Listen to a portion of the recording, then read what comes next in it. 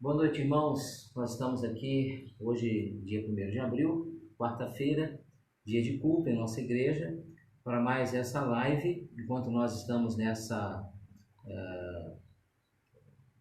período em que as igrejas estão em recesso devido ao coronavírus. Mas você é bem-vindo, estamos aqui para cultuar o Senhor e para louvar o nosso Deus de todo o nosso coração. Feche seus olhos, vamos buscar a presença de Deus em oração. Bendito Deus e Pai, te agradecemos por estarmos aqui esta noite para mais essa live, Senhor, para juntos podermos meditar em torno da Tua Palavra. Fica conosco, Senhor, fala ao nosso coração nesta noite, nós te pedimos, em nome de Jesus. Amém. O texto que eu gostaria de pensar com você encontra-se no livro de Números, capítulo 14. Livro de Números, capítulo de número 14. A partir do primeiro versículo, nós lemos assim: Então toda a congregação levantou a voz e gritou, e o povo chorou naquela noite. E todos os filhos de Israel murmuraram contra Moisés e Arão. E toda a congregação lhes disse: Antes tivéssemos morrido na terra do Egito, ou tivéssemos morrido nesse deserto. Por que nos traz o Senhor para esta terra, para cairmos à espada? Nossas mulheres, nossos pequeninos serão por presa. Não nos seria melhor voltarmos para o Egito? Diziam uns aos outros: Constituamos por chefe, e voltemos para o Egito. Então Moisés e Arão caíram com o rosto por terra perante toda a assembleia da congregação dos filhos de Israel. E Josué, filho de Num, e Calebe, filho de Jefoné, que eram dos que espiaram a terra, rasgaram suas vestes e falaram a toda a congregação dos filhos de Israel, dizendo: A terra pela qual passamos para espiar é terra muitíssimo boa. Se o Senhor se agradar de nós, então nos introduzirá nesta terra e nos-la dará, terra que mana leite e mel. Tão somente não sejais rebeldes contra o Senhor, e não temais o povo desta terra, porquanto são eles nosso pão. Retirou-se deles a sua defesa, e o Senhor está conosco, não os temais. Mas toda a congregação disse que fossem apedrejados. Nisso, a glória do Senhor apareceu na tenda da revelação a todos os filhos de Israel. Amém. Alguns anos passados, eu proferi um sermão com o título Quando a incredulidade afeta o cristão. E este sermão foi baseado na experiência de Tomé, aquele discípulo da dúvida, que duvidou da ressurreição de Cristo e que os outros apóstolos já o tinham encontrado. É fato, meus irmãos, que a incredulidade muitas vezes afeta a experiência dos servos de Deus. Somos crentes, cremos em Jesus Cristo como nosso Senhor e Salvador, mas há situações que muitas vezes nos abalam, nos afetam. E a incredulidade é aquele sentimento que muitas vezes faz com que nós, crentes, duvidemos de algumas coisas, coloquemos algumas questões, questionando se Deus será que vai fazer mesmo ou não. Esse tipo de atitude, muitas vezes racionalista, gera alguns perigos que devemos evitar, mesmo diante da igreja. Na quarta-feira passada nós falamos sobre a verdadeira fé. E hoje eu gostaria de falar mais um pouco sobre a fé, tanto pelo aspecto negativo quanto pelo aspecto positivo. Ora, o aspecto negativo da fé é justamente a incredulidade. Então, que perigos a incredulidade pode trazer para as nossas vidas? Que perigo há para a vida cristã, para a experiência do servo de Deus, uma atitude de incredulidade? Primeiramente, quero dizer a você que a incredulidade ou a dúvida do poder e da grandeza do nosso Deus agindo sobre as nossas vidas pode levar o crente a atitudes precipitadas. Os versículos que lemos no capítulo 14 nos mostram o relato, daquilo que aconteceu após o relatório daqueles espias, 12 espias que foram conhecer a terra prometida. Apenas uma palavra de contextualização. Coisa de 1 ano e pouco depois da saída do Egito, eles chegaram à região de Cades Barneia, o deserto de Parã, e Deus vai provar o seu povo quanto à sua disposição de realmente possuir a terra, lançando-lhes um desafio de fé. 12 espias são escolhidos, um de cada tribo, e eles vão andar pela terra prometida por 40 dias, espiando a terra, observando os detalhes. E quando eles retornaram, deram um relatório desanimador para o povo.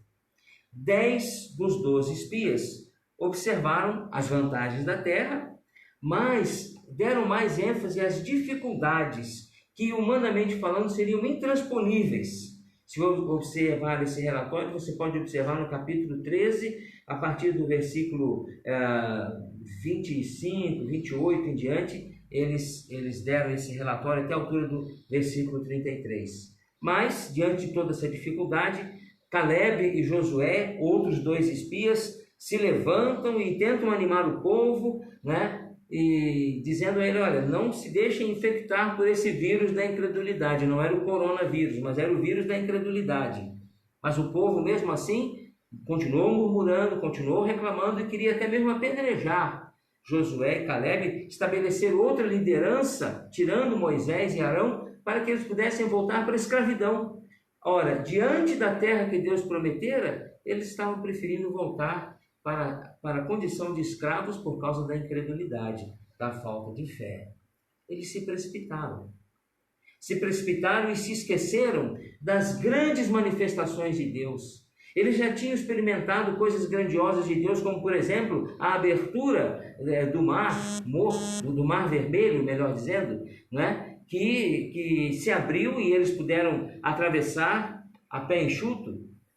Eles se esqueceram que naquele período que eles estavam ali, Deus mandava uma coluna de fogo à noite, uma coluna de nuvem durante o dia, à noite para iluminar e aquecer, ao dia a nuvem para encobrir do sol e eles não queimarem ali no sol inclemente do deserto, e tantas outras bênçãos, pão do céu e outras coisas que Deus concedeu a eles. Quantas vezes, irmãos, nós também agimos assim? Quantas vezes, meus irmãos, diante de um desafio de fé ou de uma aparente dificuldade, nos esquecemos de tudo quanto Deus já fez? Quantas vezes nos precipitamos? Quantas vezes, irmãos, nos achamos murmurando, falando sem pensar? Já parou para refletir sobre isso? Para refletir na repercussão daquilo que você diz? Lá estava o povo de Israel, murmurando, reclamando e querendo que Deus abençoasse. Muitas vezes nós também reclamamos e murmuramos e queremos que Deus nos abençoe. Há crentes que muitas vezes sofrem num surto de incredulidade porque falam sem pensar. Eu quero dizer que Deus ouve. Aquilo que a gente fala, Deus está ouvindo. Você tem sido afetado por esse vírus da incredulidade? E mais, irmãos, a incredulidade é algo perigoso nas nossas vidas, falando da fé negativamente, porque traz juízo de Deus. Evidentemente que Deus quer a salvação de todas as pessoas. Ele quer abençoar as nossas vidas. O homem pode escolher livremente crer e não crer. Essa escolha traz consequências. Mas quando nós murmuramos, ainda que nós possamos dizer que cremos em Deus, quando murmuramos, estamos dizendo, em outras palavras, que não cremos. E isso traz consequências. Para o povo de Israel, trouxe consequências sim. Sabe quais foram as consequências? Toda aquela geração que saiu do Egito pereceu no deserto. Eles estavam ali diante da terra prometida, um ano de caminhada aproximadamente, né? Foram 40 dias os espias espiar a terra, mas por causa da murmuração deles, sabe o que aconteceu? Tiveram que peregrinar 40 anos. O texto nos diz mais adiante que Deus disse para eles, por cada dia que vocês peregrinaram espiaram a terra e aqui reclamaram, vai ser um ano de peregrinação. 40 anos, olha o resultado. Não é? E mesmo assim, Deus não os desamparou. Nós louvamos a Deus porque mesmo diante das dificuldades e dos problemas, Deus não nos desampara. E hoje nós vivemos o tempo da graça. O tempo da graça que faz com que Deus permita muitas vezes uma prova, mas ao mesmo tempo Ele nos dá um escape. Por isso que Paulo diz lá em 1 Coríntios 10, 13, que nós não fomos provados ou tentados acima da nossa capacidade. Deus não nos deixa provar acima da nossa capacidade, mas, junto com a prova, Ele também dá o escape. Graças a Deus por isso. Mas, meu irmão, tenha fé, não reclame, não murmure. Nós estamos enfrentando esse período difícil por causa de toda essa pandemia, não é? Isso deve ser encarado não com reclamação, não com murmuração, porém com olhos de fé. E aí vem um aspecto positivo que eu gostaria de deixar para você nesta noite. Se há um aspecto negativo, que é a incredulidade, há um aspecto positivo. As bênçãos da fé. Que bênçãos? Primeiramente, quando nós enfrentamos dificuldades e lutas, e enfrentamos por fé, a verdadeira fé leva o servo de Deus a enxergar as dificuldades com olhos espirituais. Lá está Josué e Caleb, estão Josué e Caleb. Eles foram espiar a terra. Eles também viram as dificuldades que havia na terra, como os demais espias. Entretanto, eles viram essas dificuldades com olhos espirituais de fé. Enquanto todos observavam as dificuldades, as impossibilidades, as incapacidades de Israel, Josué e Caleb olham tudo aquilo e veem além. Ele diz aqui no versículo 9, não é? No versículo 9, tão somente não sejais rebeldes contra o Senhor, não temais o povo desta terra, porquanto eles são o nosso pão. Retirou-se deles a sua defesa, e o Senhor está conosco. Josué e Caleb dizem, Deus é conosco, o Senhor está conosco. Meu irmão, diante das provas, diante das dificuldades, diante dos problemas, creia. A fé deve nos impulsionar a uma atitude positiva, na lembrança de que nós não estamos sozinhos. Deus está conosco. As limitações, as superioridades, às vezes humanas, das dificuldades diante das nossas limitações, são infinitamente menores do que a manifestação do poder de Deus em nós. Uma ilustração disso é a experiência de Sansão. Lembra-se de Sansão? Tinha perdido sua força, estava cego, acorrentado lá às correntes do templo de Dagon, mas naquela condição abjeta que ele estava, ele fez mais do que ao longo de toda a sua vida, diante da defesa do seu povo. Meus irmãos, as dificuldades humanas são infinitamente menores do que o poder de Deus. Olhe para essas dificuldades quando elas surgirem com olhos de fé. Josué e Caleb viram as dificuldades, mas eles viram e entenderam que Deus caminhava com eles. A terra é ótima, a terra é maravilhosa, e se tem dificuldades, Deus vai ser conosco, esse povo vai ser vencido, porque a força deles se foi, mas Deus está conosco. Olhe as dificuldades com olhos de fé. E digo mais, irmãos, essas dificuldades nos conduzem por caminhos de vitória. Deus recompensa a fé daqueles que nele creem. Capítulo 14 de Números, versículo 30, diz assim: certamente nenhum de vós entrará na terra a respeito da qual jurei que vos faria habitar nela, salvo Caleb, filho de Jefoné, e Josué, filho de Num. Mas Josué, filho de Num, e Caleb, filho de Josué, que eram dos homens que foram espiar a terra, ficaram com vida. Toda aquela geração pereceu no deserto, menos Josué e Caleb, porque creram.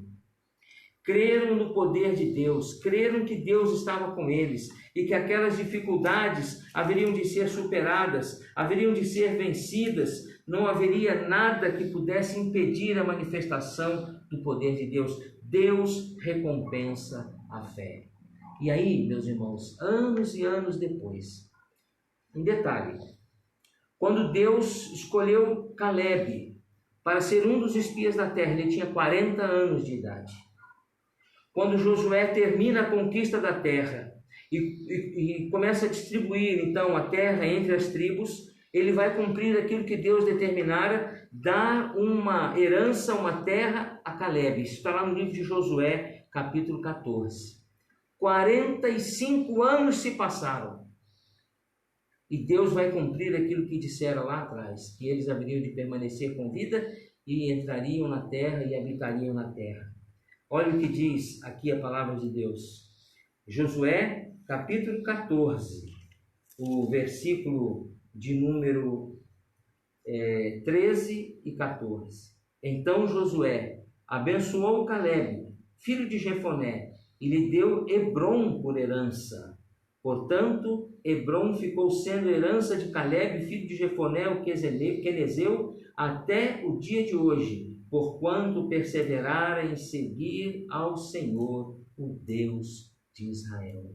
Quero dizer a você que a fé nos conduz por caminho de vitória. Somos mais que vencedores. Josué e Caleb não se deixaram influenciar pela pressão da maioria, pelas críticas da maioria, pelos ataques das pessoas, mas eles permaneceram firmes na fé, creram. E uma coisa maravilhosa nesse texto de Josué 14 é que Caleb diz assim: eu tinha 40 anos, agora eu estou com 85, mas eu tenho a mesma força que eu tinha quando tinha 40 anos, para poder entrar e possuir a terra e sair para a peleja.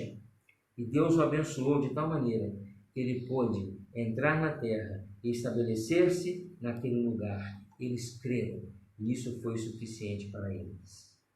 Querido irmão, nessa noite, quando nós estamos diante de todas essas dificuldades, todos esses problemas, eu quero deixar essa palavra de fé. Não se deixe levar pela incredulidade. Não se deixe levar pelas influências de outros. Não se deixe levar pela opinião de terceiros. As dificuldades podem ser grandes, mas olhe essas dificuldades com o olhar da fé. E quando olhamos com o olhar de fé, Deus está conosco. Ele nos dá a vitória. Josué e Caleb permaneceram vivos e entraram na terra e ali habitaram e foram de toda aquela geração que saiu do Egito, os únicos que puderam presenciar a realidade da terra prometida, e a outra geração que veio depois, por causa da sua fidelidade diante de Deus. Você tem enfrentado desafios em sua vida? Qual tem sido a sua atitude? Precipitações? Murmuração? Reclamação sem sentido? Ou a sua atitude tem sido uma atitude de fé, de confiança, observando que esses desafios muitas vezes são para que você cresça na fé e possa experimentar aquilo que Deus tem preparado para a sua vida? Gostaria de desafiá-lo a não se influenciar pela maioria, mas creia, porque Deus é com você e Ele tem vitória. Em todas estas coisas, somos mais que vencedores por aquele que nos amou. Graças a Deus, que sempre nos conduz vitoriosamente em Cristo Jesus, nosso Senhor. Que Deus abençoe a sua vida, que você possa depositar a sua confiança e a sua fé única e exclusivamente no Senhor. Você que ainda não tomou sua decisão por Cristo, está vendo esse vídeo, essa live, creia nele. Você pode estar passando pelas lutas, sejam elas as mais terríveis. Deus está por cima de tudo isso. Veja aquilo que Deus pode fazer por você, crendo nele de todo o seu coração. Entregue hoje sua vida a Jesus Cristo, recebendo-o como seu Senhor e como seu Salvador. Creia nele de todo o seu coração. Que Deus assim abençoe a sua vida e nós possamos desfrutar sempre as bênçãos da fé. Em nome de Jesus. Amém.